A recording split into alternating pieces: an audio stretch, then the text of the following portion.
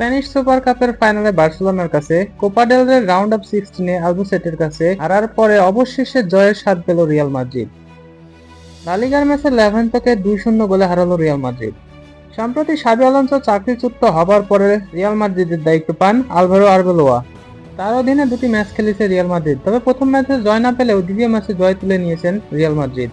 লেভান্তের বিপক্ষে প্রথম অর্ধটা ভালো করতে পারেনি রিয়াল মাদ্রিদ, তবে দ্বিতীয় অর্ধে আর্দা গুলার ও মাস্তানতুনেকে নামানোর পর স্বস্তির নিঃশ্বাস ফেলে রিয়াল মাদ্রিদ। ম্যাচের 56তম মিনিটে রিয়াল মাদ্রিদ পেয়ে যায় পেনাল্টি এবং পেনাল্টি থেকে গোল করেন কিলিয়ান এমবাপে, ফলে রিয়াল মাদ্রিদ এগিয়ে যায় 1-0 গোলে। তবে এখানেই থেমে থেকেনি রিয়াল মাদ্রিদ, জয় নিশ্চিত করতে দ্বিতীয় গোলটি করে তারা। আর্দা গুলারের কর্নার কিক থেকে তোলা ভাসমান বল হেড করে জালে জড়িয়ে দেন রাউল অ্যাসেনসিও, ফলে রিয়াল মাদ্রিদ এগিয়ে যায় 2-0 গোলে। তবে লেভান্তে কামব্যাক না করতে পারায় 2-0 গোলে জয় তুলে নেন রিয়াল মাদ্রিদ। 20 ম্যাচে 48 পয়েন্ট নিয়ে লা লিগা টেবিলের 2 অবস্থান করছেন রিয়াল মাদ্রিদ। 1 পয়েন্টের ব্যবধানে এখনো 1 নম্বরে রয়েছেন বার্সেলোনা।